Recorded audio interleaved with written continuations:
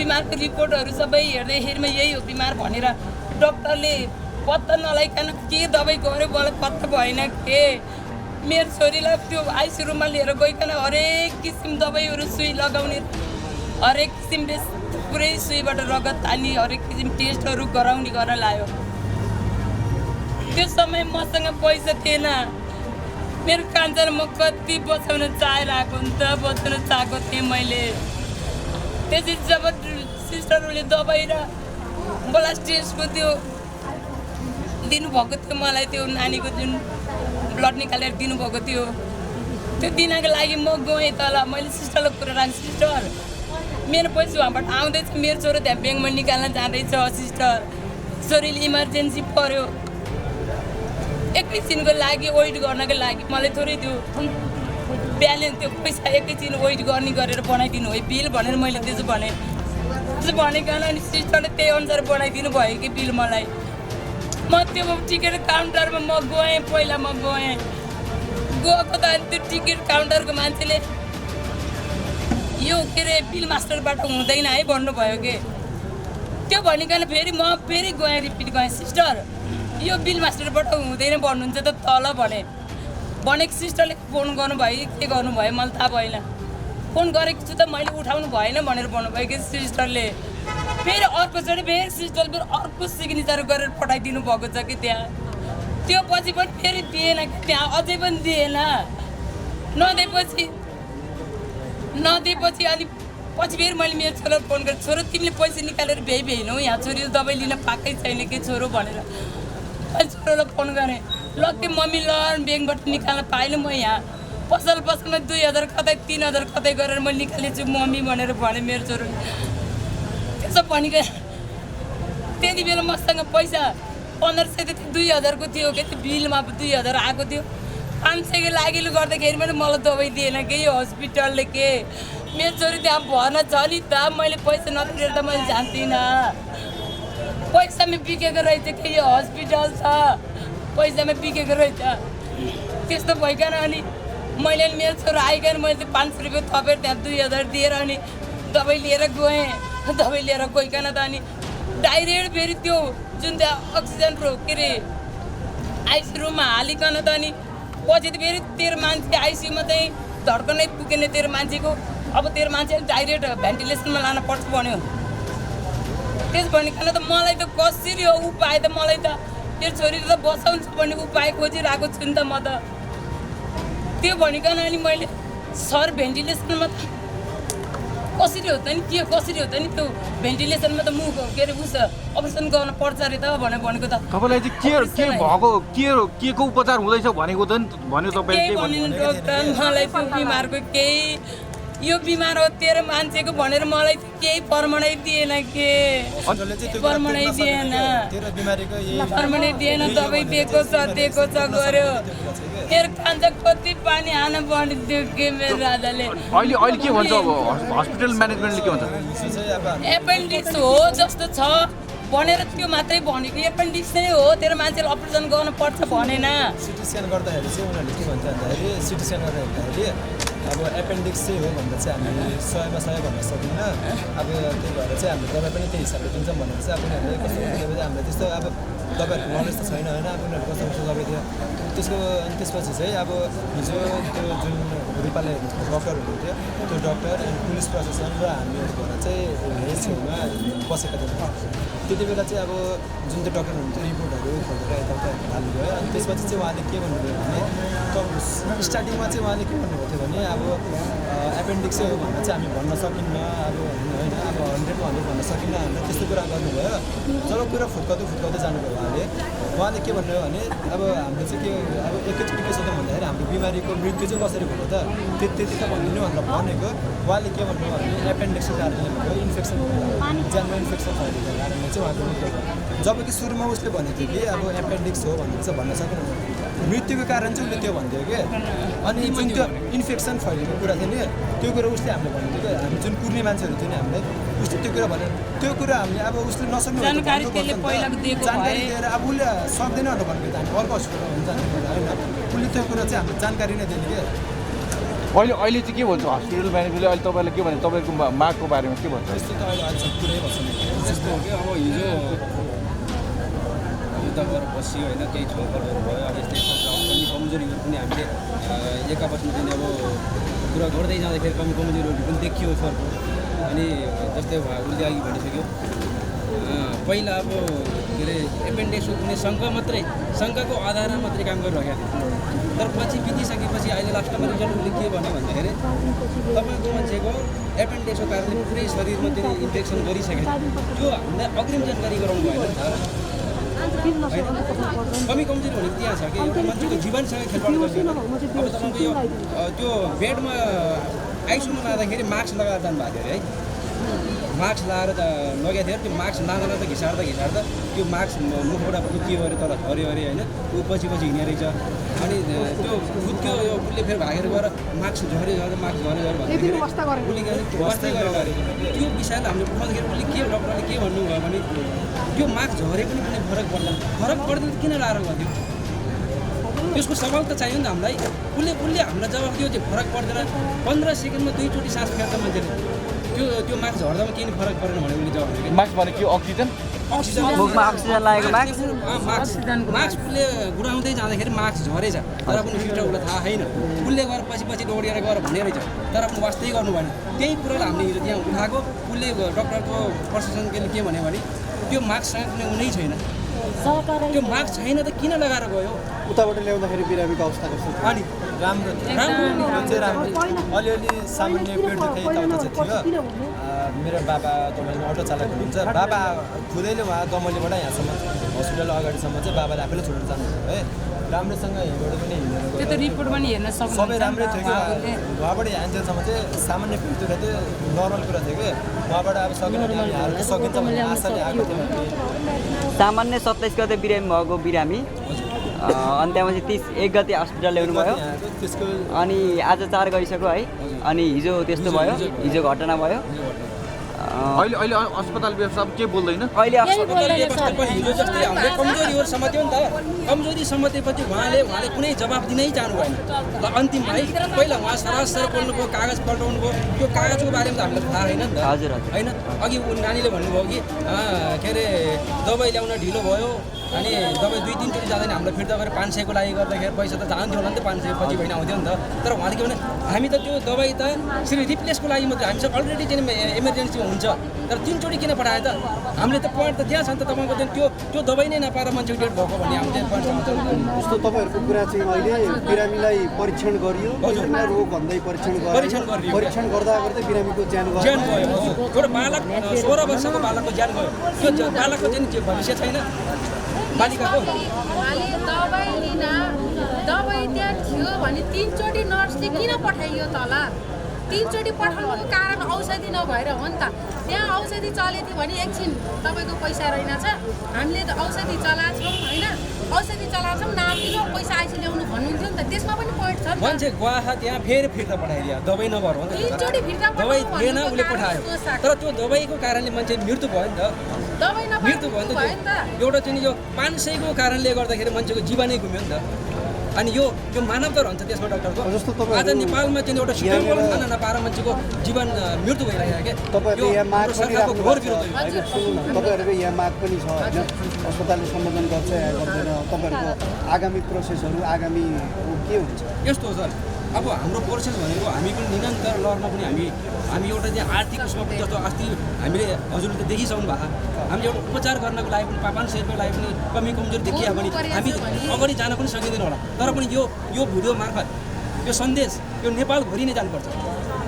किन जानुपर्छ भने भोलि पनि अरू यो बिरामीहरू आर्थिक स्थितिमा कमजोर भएको बिरामीलाई मानवताको हिसाबले त्यसलाई कसरी उपचार गर्ने हो त? डक्टर हुँदैमा चाहिँ त्यसको समस्याको समाधान भएन नि त। एउटा डक्टरले एउटा 16 वर्षको बालिकासँग खेलवाड गर्यो नि त उसले त होइन, त्यसको भविष्य थियो नि त।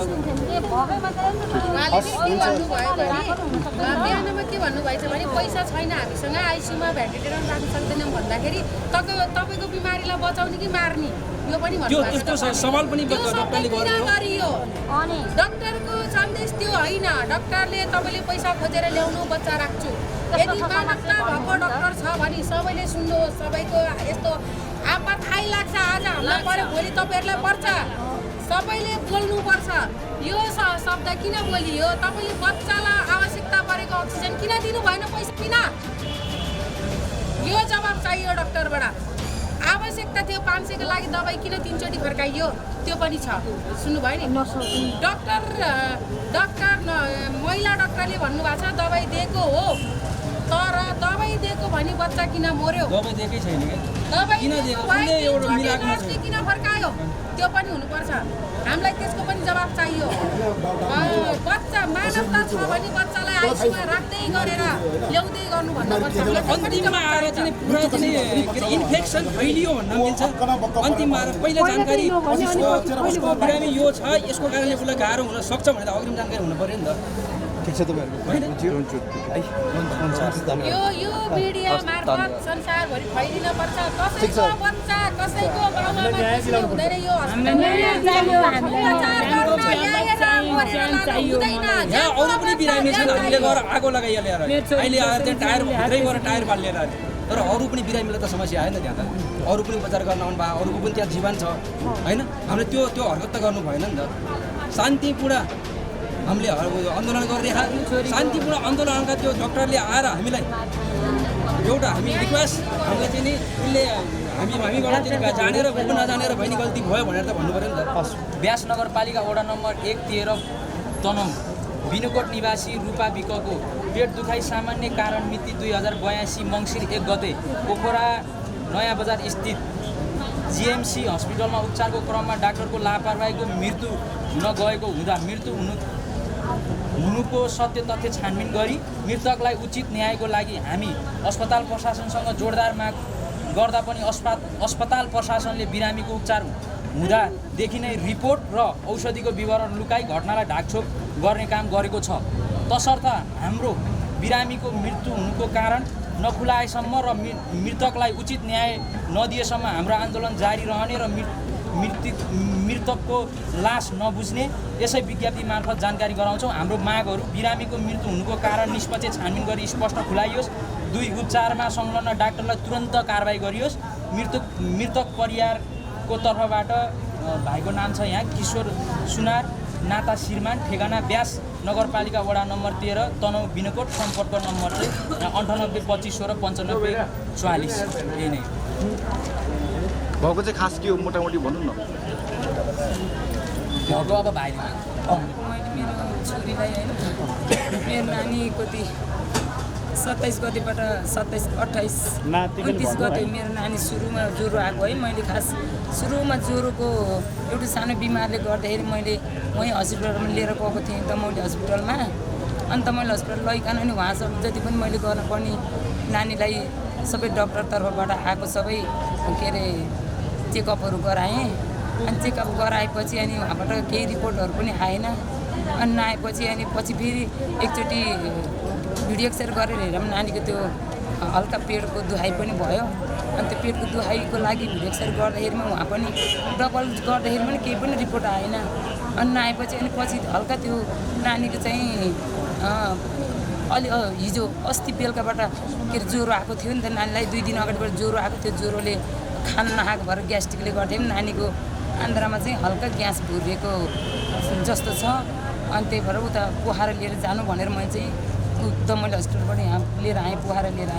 पोखरा लिएर आइकन अनि मेरो नानीले यहीँ जुन यो जिएमसीमा मैले भर्ना गराएँ अनि भर्ना मैले यहीँ इमर्जेन्सीमा ल्याएर भर्ना गराएँ बेलुका 5 बजीतिर 1 गते अनि 1 गते भर्ना गर्न ल्याएपछि उहाँको रिपोर्ट सबै हेर्नुभयो डक्टरहरूले हेरिकन अनि उहाँको रिपोर्ट पनि त्यस्तो नर्मलै ठिकै रहेछ भन्ने जस्तो कुरा गर्नुभयो डक्टरहरूले उहाँको रिपोर्ट हेरेर अनि फेरि यहाँको जो कामहरू डक्टरले सुरु गर्नुभयो सबै नानीको त्यो गर्नुपर्ने रिपोर्टहरू के अरे चेकअपहरू सबै गर्नुभयो अनि गरेर अनि नानीको त्यो ब्लड चेकहरू के गर्नुपर्ने त्यो सबै मैले गराएँ नानीलाई गराएपछि अनि भिडियो त्यो जुन नानीको हल्का पेटको दुखाइ थियो त्यसको लागि फेरि उहाँबाट लिएर आएको रिपोर्ट पनि त्यो पनि हेर्नुभयो तर पनि फेरि यहाँ पनि गर्नुपर्छ भनेर मैले डबल रिपोर्ट पनि गरेँ कि मेरो नानीलाई एक्सरे गराएँ फेरि पनि एक्सरे गराउँदाखेरिमा पनि यहाँबाट नि केही देखाएन कि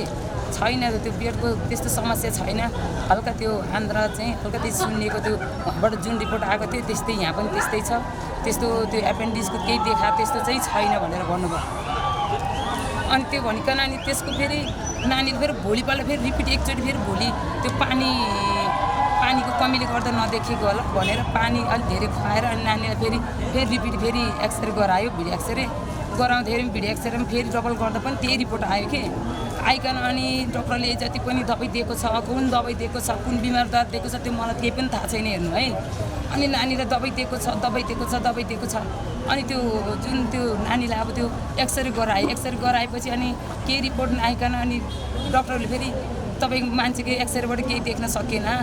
अब लास्ट उस भनेको के अरे तपाईँको छोरीको अप्सन भनेको अब सिटी स्क्यान गर्नु पऱ्यो। सिटी स्क्यानमा चाहिँ तपाईँको छोरीको त्यो जे छ त्यही देखिन्छ, हामीले त्यो एक्सरेमा देख्न नसकेको कुराहरू पनि सिटी स्क्यानमा देखिन्छ भनेर त्यो भन्नु भएर मैले मेरो छोरीले सिटी स्क्यान पनि गराएँ। मैले 16-17 हजार तिरेर मैले सिटी स्क्यान पनि मैले उतिखेरै गरेँ है, किनकि म त मेरो छोरीलाई छिटो निको गराउनु छ नि त। मैले यहाँ निको बनाउनलाई लिएर आएको मेरो बेबीलाई। अनि त्यसरी अनि सिटी स्क्यान गराएँ मैले। सिटी स्क्यान गरेपछि अनि डक्टरहरू चाहिँ सिस्टरहरू हुनुभएको थियो, डक्टर हुनुभएको थियो नि। मेरो छोरीले त्यसरी सिटी स्क्यान गरेर माथि बेडमा लिएर गएँ। बेडमा लैकन अनि त्यो जुन नानीको त्यो सिटी स्क्यानको त्यो पेपर थियो लिखितको चाहिँ 3 दिनपछि आउँछ भन्नुभयो। मैले सोद्धाखेरि डक्टरसँग सोद्धाखेरिमा अनि त्यो एउटा फोटोको रिपोर्ट मात्रै आएको थियो। अनि त्यो फोटोको रिपोर्टमा के आएको रहेछ त सिस्टर मेरो छोरीको एकचोटि अब त्यो रिपोर्ट आइसकेपछि त होइन हामीलाई त बुझ्न त पर्यो के बिमार लागेको रहेछ के हो रहेछ, त्यही अनुसार दबाई चलाउने भनेर मैले सिस्टरलाई भन्न गएको त। अनि सिस्टरले त एकछिन पक्नु भनेर मलाई जस्ट आधी 1 घन्टै रोकाउनु भयो कि। अनि त्यसरी रोकाएपछि अनि फेरि पनि म फेरि गएँ किनकि मलाई त मेरो छोरीको रिपोर्ट त छिटो मलाई जान्न छ नि त। अनि म गएँ फेरि पनि गइकन गएको त। अनि त्यसपछि त्यति बेला भनेको रातिको 10 बजेको थियो कि 9:30-10 बजे थियो होला। अनि सिस्टरले के भन्नुभयो त डक्टर त भोलि बिहान आउनुहुन्छ एकैचोटि भन्नुभयो कि। भनेपछि त्यो मैले त्यो भोलि बिहान मान्छे त्यस्तो सिरियसली छ मेरो बाबु एकदम पेट दुखी भनेर यति छटपटिरहेको छ। अनि त्यो डक्टरले त्यस्तो बिरामीलाई हेल्थ चेक गरेर त्यो रिपोर्ट आएको पनि अनि भोलि बिहान डक्टर आएर चेक गर्ने भनेर भनेपछि त्यो के भयो ल भन्नु त हजुर जनताहरूले भन्नुहोस् है। हेर्नु यो हस्पिटल कस्तो रहेछ र कति लापरवाही रहेछ डक्टरको भन्ने कुरा हजुरहरू सुन्नुहोस् है। म सत्यको सत्य बोल्दैछु हेर्नुहोस्। जब मेरो छोरीले भन्न गरेको दिनदेखि मैले काखमै लिएर मेरो छोरीले इलाज गरेर बसेको हो। मैले सेकेन्ड पनि मेरो छोरीले छोडेको छैन। जति पनि यहाँको त्यो डक्टरहरूले गर्नुभएको मैले सत्य बोलेको छु हेर्नु। त्यति भइकन अनि त्यसो भनिकन मैले अझ के अरे त्यस्तो भने आज किन यसरी के अरे सिटी स्क्यान गर्न मलाई जरुर गराउनु भयो। मेरो छोरीलाई त्यो भोलि रिपोर्ट आउँछ भने त भोलि गर्थेँ मैले। त्यो मेरो छोरीले अरू त दबाई युज गर्नको लागि पैसा त्यो काम लाग्थ्यो नि त भनेर मैले त्यसरी जब पनि दिएँ त्यो सिस्टरलाई। अनि पछि मैले त्यति भनिकन अनि उहाँ सिस्टरहरूले 1-2 जना डक्टर बोलाउनु भएछ। बोलाएर अनि आउनु भएर अनि के अरे आउनु भएर है तपाईँको त्यो रिपोर्ट कस्तो हो भनेर के अरे आउनु भएर अनि हेरेको अनि पहिला चाहिँ त्यो के अरे एपेन्डिक्सको जस्तो शङ्का छ भनेर भन्नुभएको थियो। अनि पछि त्यो जुन त्यो रिपोर्ट हेरिकन पनि एपेन्डिक्सको शङ्का जस्तो मात्रै हो, हामीले अब त्यो एपेन्डिक्सै हो भनेर इलाज गर्न चाहिँ सकिँदैन, दबाई त्यही अनुसार चलाउन सकिँदैन भनेर भन्नुभयो डक्टरले।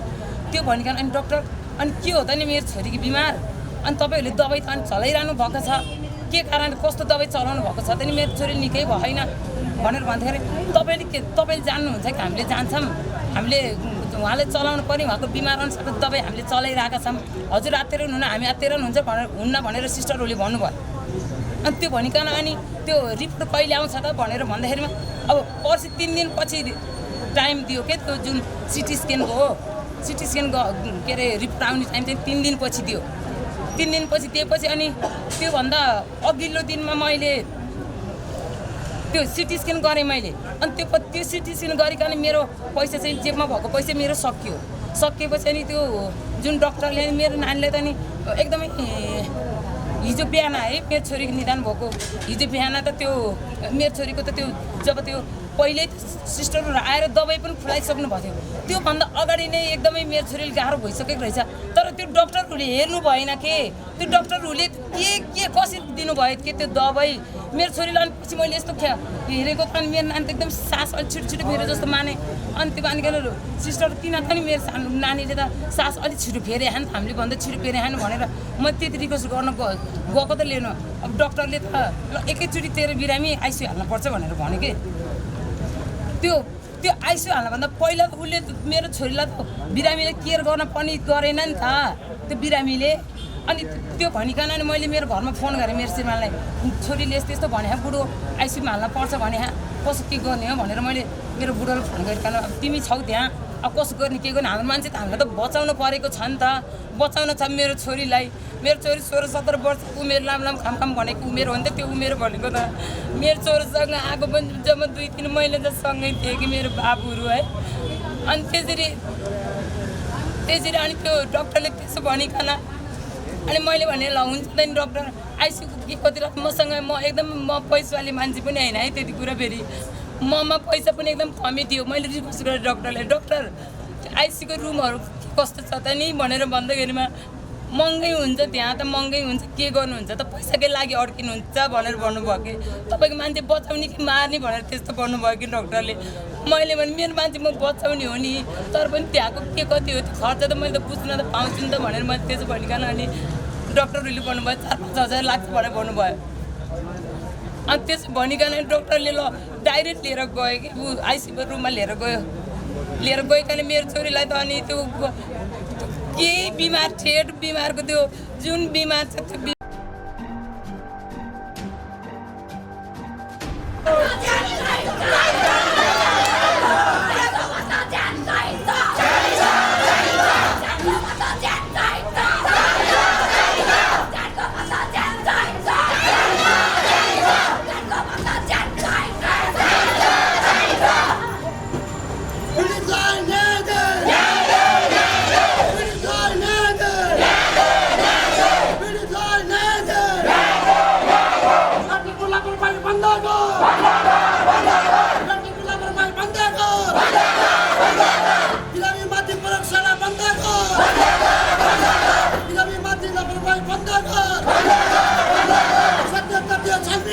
Salmin!